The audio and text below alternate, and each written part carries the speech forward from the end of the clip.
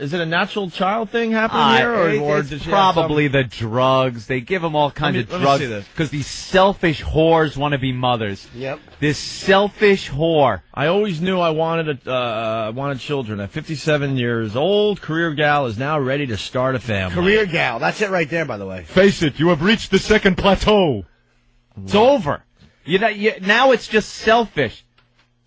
Alita St. James is expecting the best gift of her life for her 57th birthday this week. Newborn twins.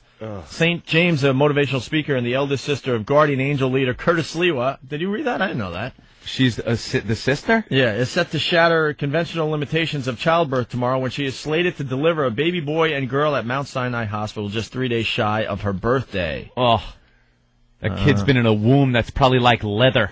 Old dried up like a saddle. Like saddle leather. She conceived through in vitro fertilization, and she will become the oldest American woman to give birth to twins. You want your career, have your career. You want a career, have a career. You want to be a mom, be a mom. Make a decision. Do you know how awful it's going to be for that kid? What's she, 57? 57. Picture 13 years old. You got to take your mom to the PTA or the parents-teacher conference, and a 70-year-old mother comes in the door. 70, if you're still alive at all. Your kid's 13, you're 70. You know the other kids are going to be making fun of you, and it's going to crush the poor little kid. Yep. Here comes old grandma, old droopy-titted mom coming in. And there you are. There you are, bringing your mom in, probably on maybe even a walker. She'll have a walker coming into school. And then there's the other hot moms from the other kids. Your child will be jealous of the hot mom. Well, yeah, I mean, 57's not that old. You know, it really isn't. Yes, you know? It is. Well, no. I mean, she's looking at this like, yeah, I'm 57, I can handle this. But, a quick 10 years go by, and like what Anthony's talking about here, then it's a whole nother game. I had the hot mom in school. You were the one with the hot mom? I was the one with the hot mom, and my mom dressed like a slut. She had, she would, I used to, like, whine and cry for her to be one of the field trip mothers, you know, the mothers that go along on the field trips, because my friends would they were flabbergasted. She would dress, like, in white knee-high go-go boots, put pigtails in her hair, halter tops and shorts. And she's on the bus, and that's how she was dressed this summer for that that party. Of course, she does that for your sister. 65 years old or whatever she is. She's still doing that. She is very solid. I met her once. Aunt's mom is still hot. Very solid. She's a gym rat. Your mom She's is an animal. Smoking, man. She's an animal. But sorry. Back then, when she was, she was in her mid-20s, I guess. You had a young mom. Mid to late 20s. You had a young mom growing up, right? And she was she was hot. I had the hot mom. And it was cool because, all my friends and stuff would be like, oh, your mom is so pretty and everything. And it was kind of, something to be proud of. And this woman is going to be the laughing stock. She's going to make her kid the laughing stock. You know how embarrassing it is? I knew kids that had, like, really old parents. It's embarrassing for the kid. She can't do anything. Go to a parent-student, like, outing. One of those things, and she's going to be sitting there, nodding off, with oxygen and a walker, bedpan under her. Ugh. She'll be 75 when her kids graduate high school. It's selfish. 75. Look at Tony Randall, that old bastard. Had those kids and then drops dead. And all those people were applauding like, oh, good for you. That's great, Tony. Good for you. You know, he wants to be a dad to a little kid. And those kids are now, 5, 6 years old, and they don't understand why daddy's dead already? We'll never know the father. What a selfish thing to do. Eesh. All right. Should adopt the kid, at least. Yeah, adopt some mongoloid. Yeah, take in a little black boy or something and touch its smooth skin. Well, she says something about the adoption thing here. Oh, she does.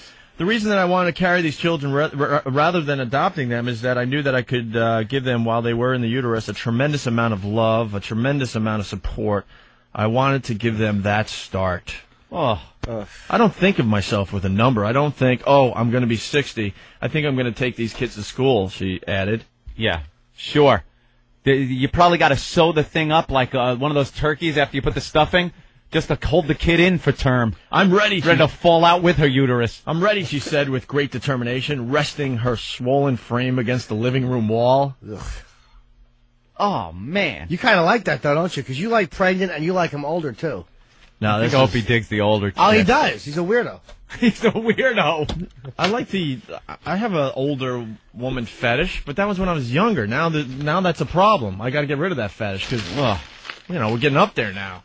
So now for that fetish to happen, I got to be into 50-year-olds. Never liked older women. I'm talking when I was 18, 19, 20, and I saw the mothers in their early 30s. That was a major turn on, even as high as 40. Yeah. So I got to get rid of that fetish, obviously. Yeah, let's Birth see. canal looks like the Indiana Jones ride at Disney. Kid'll come toppling out of there, big boulder chasing him. Hey, Bill, what's up? Bill, you still there? Hey, yeah. All right, let's go. Hello, Bill. I teach kindergarten in a Philly suburb. Yeah. Philly, how about those Eagles? How about those Eagles? Yeah, well. Whatever. Go ahead. We got old bags coming through that like you wouldn't believe, man. In kindergarten, huh?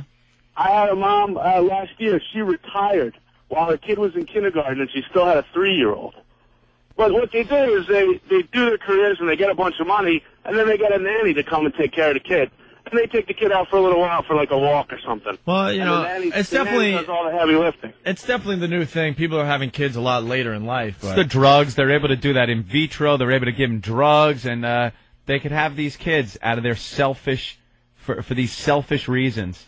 Well, that's the problem. That's why this 57-year-old bag is having twins. I've seen old bags with triplets. And, man, they don't have the energy to take care of those kids. Of course they don't. They don't have the energy to take care of them or to do what's necessary to, raise a healthy kid. Oh. You want to be able to interact with your child, not be a mess sitting there in a chair because you can't go out there. What a selfish thing to do. Well, a lot of these women have this thing where it's so hip, and they think that any woman that wants to be a mother is like a cornball or submissive to men. She's like, I want my career. I'm not going to be a slave like that.